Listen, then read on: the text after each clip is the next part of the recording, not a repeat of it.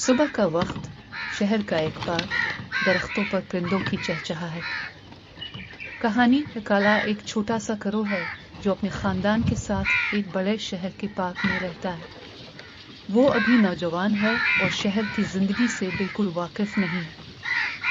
کالا اپنی ماں سے پوچھتا ہے، امی، شہر میں سب کچھ اتنا نیا کیوں لگتا ہے؟ میں تو صرف درختوں اور گھونسلوں کو جانتا ہوں۔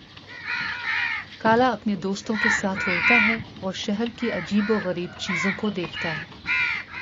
کالا کو ایک چمکتی ہوئی چیز نظر آتی ہے، ایک سکہ اور چمکدار کاغذ۔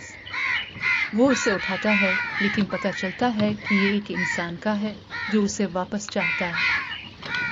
انسان کالا کو ڈراتا ہے، یہ میرا ہے، واپس کرو۔ کالا گھبرا جاتا ہے اور اڑ کر بھاگتا ہے۔ کالا شہر کے مختلف حصوں میں اڑتا ہے اور نئی چیزیں سیکھتا ہے۔ کالا کو ایک بوڑھا کرو ملتا ہے جو شہر کی زندگی سے واقف ہے۔ بوڑھا کرو کالا کو سکھاتا ہے کہ شہر میں کیسے رہنا ہے۔ بوڑھا کرو کہتا ہے، کالا، شہر میں ہر چیز کا ایک مقصد ہوتا ہے۔ انسانوں سے دور رہو، لیکن ان سے سیکھو۔ کالا اپنے خاندان کے پاس واپس آتا ہے اور اپنی مہم جوئی کی کہانی سناتا ہے۔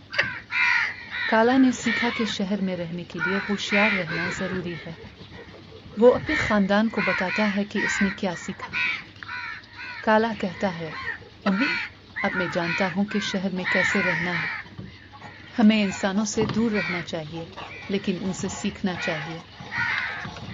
شام کا وقت، کالا اور اس کا خاندان درخت پر بیٹھے ہیں اور شہر کی روشنیوں کو دیکھ رہے ہیں۔ کالا اب شہر کی زندگی سے واقف ہو چکا ہے اور وہ اپنے خاندان کے ساتھ خوش ہے۔ کالا مسکراتا ہے اور کہتا ہے، شہر میں زندگی بہت دلچسپ ہے، لیکن میرے خاندان کے بغیر یہ ادھوری ہے۔ خاندان اور دوستوں کا ساتھ ہر مشکل کو آسان بنا دیتا ہے۔ نئی چیزیں سیکھنا زندگی کو بہتر بناتا ہے۔ نئے ماحول میں ہوشیار رہنا ضروری ہے۔ Morning time, a city park with birds chirping on trees. Story. Crow is a young crow who lives with his family in a big city park. He is still new to city life and doesn't know much about it. Crow asks his mother, Mom, why does everything in the city feel so new? I only know trees and nests. Crow flies around with his friends and notices strange things in the city. Crow spots a shiny object, a coin or a piece of foil, and picks it up. He soon realizes it belongs to a human who wants it back. The human shouts, That's mine. Give it back. Crow gets scared and flies away. Crow flies through different parts of the city, learning new things. Crow meets an old crow who knows the city well. The old crow teaches Crow how to survive in the city. The old crow says, Crow, everything in the city has a purpose. Stay away from humans, but learn from them. Crow returns to his family and shares his. Crow learns that being smart and cautious is key to living in the city. He tells his family what he has learned.